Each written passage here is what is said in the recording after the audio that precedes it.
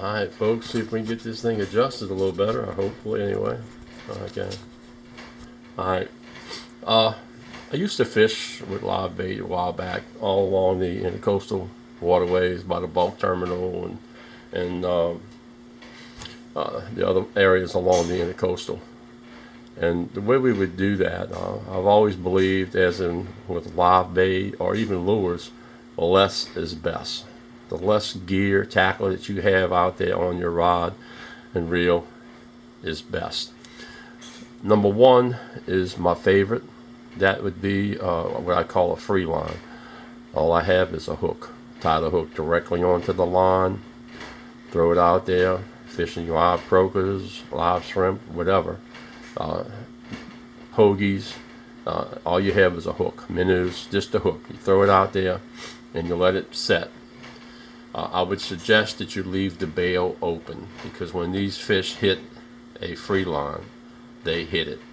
Just leave the bail open, throw it out there, let it go, let the bait do where it wants to go, do what it wants to do, and just watch your reel, and all of a sudden you're going to see the line start peeling off. You just want to pick it up, flip the bail, let the line tighten up, and set the hook. And that's my first preference. It's called free line. And all these systems, all these techniques are going to be based on the current, the speed of the current, and the strength of the current. The next one up is number 2, and that one there is the same thing as a free line, except I've added a swivel to it just to give it a little bit of weight. Less is best. Less is best. A little bit of weight. Same thing. Throw it out there. Let the bait do what it wants, wherever it wants to go. Leave the bail open, because when these fish hit these free lines, they're ready to rock and roll. And if you flip the bail and you lay it down, you about kiss it goodbye, because it's going overboard unless you have it secured. But it's best to leave the bail open so that when the fish takes it, he doesn't feel anything. Third one up is what we call the Carolina rig. Up top here, you've got a barrel swivel up here that connects your main line to the swivel, and then from the swivel you tie another line on. You pass that line. Back up, Stanley. The swivel's down here. I apologize. You put the slide sinker on first, then you put the barrel swivel, then you put your leader down here with your hook. And back then I used to fish with treble hooks. Now I'm on a circle hook, but this is called a Carolina rig. And I would use up to a 1/2 ounce, but I would start out with maybe 1/8 ounce. Less is best. Go to the 1/4 ounce, go to the 3/8, and if the current is real strong, I would go with the 1/2 ounce egg sinker. This is also a good rig for sheephead. I mean, we used to catch a lot of sheephead fishing with the Carolina rig. Again, up here we'd probably have a 1/2 ounce sinker, because we're fishing in between the pylons at the trussels, and we'd have a straight hook here with a live crab on it, a little small crab. Crab for sheephead is like filet mignon to me, or ribeye. It's just the best bait out there. A sheephead will swim a mile for a little crab. Again, this is the Carolina rig. You got your sliding sinker, you got your swivel, you got your leader. Leader, when I say leader, I mean mono, not a wire leader or anything like that. It could be the same pound as the main line. That's the way I normally do it. And then you got your hook down here. Up where it says top up here, this is what I call the Texas rig. Right, wrong, and different. Some people call it the drop shot. But you have your swivel up here, barrel swivel. You tie your main line onto it. You tie a line that branches off to a treble hook down here. Hook your bait on there. And this line continues down to the drop sinker or any kind of weight to keep it on the bottom. Some people have this line here, 3 or 4 foot long when they're fishing with lures. I like it just a little bit shorter than the drop shot line right here. So again, you get the swivel, line here, line there. And again, I just use the same pound test as the main line to do this. Over here's my favorite. Now this was a trussel, Lake Pontchartrain trussel rig from way back when. It's called the sliding cork. You could use it anywhere. But I would fish the drop-offs in the intercoastal, and I'd maybe have 3 poles out at different depths trying to figure out where they at. Once I got one, could be 6 feet, 9 feet, 12 feet. Whenever that I got that first hit, I'd set all the rest of them to that depth. Up here is called the bopper stopper, and that's that little red thing right there. This is a BB, like you get in the parades. I used to save them.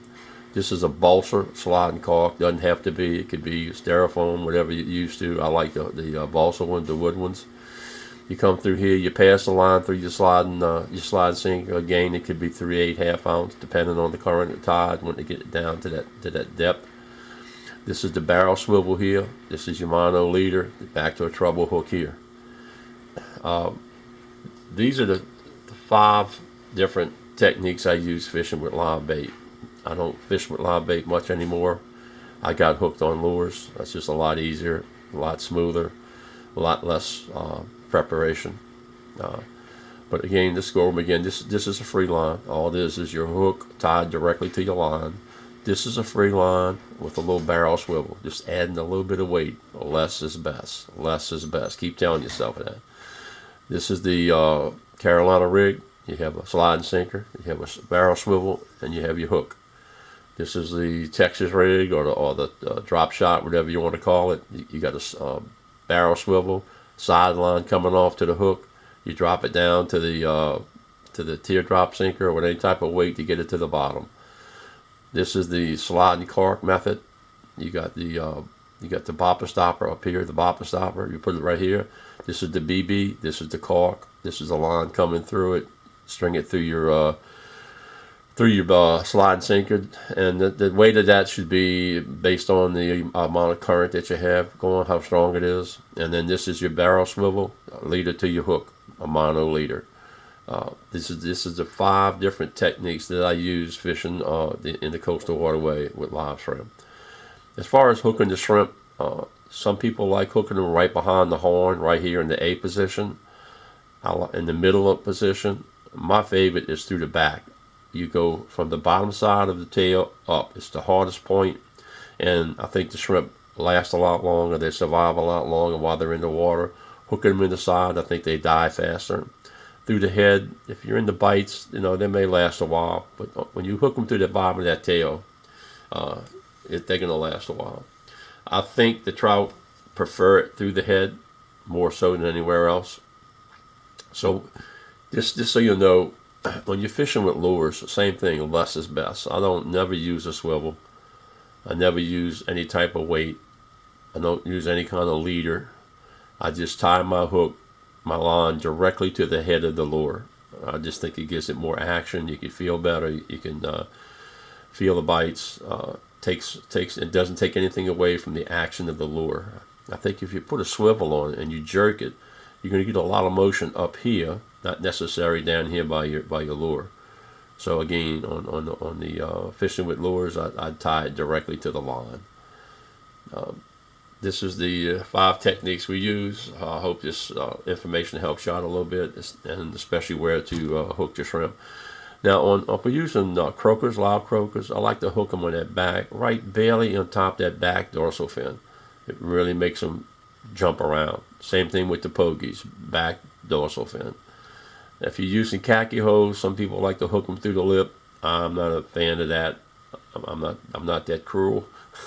I just, again, in that back dorsal fin is where I like to hook all my bait at when using croakers, minnows, or khaki hose.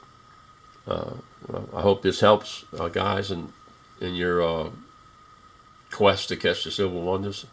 Take a look at it, see what you think. If you got anything you could add to this, suggestions or whatever to improve other fisher person's ability to catch fish, please share it with us. Thank you.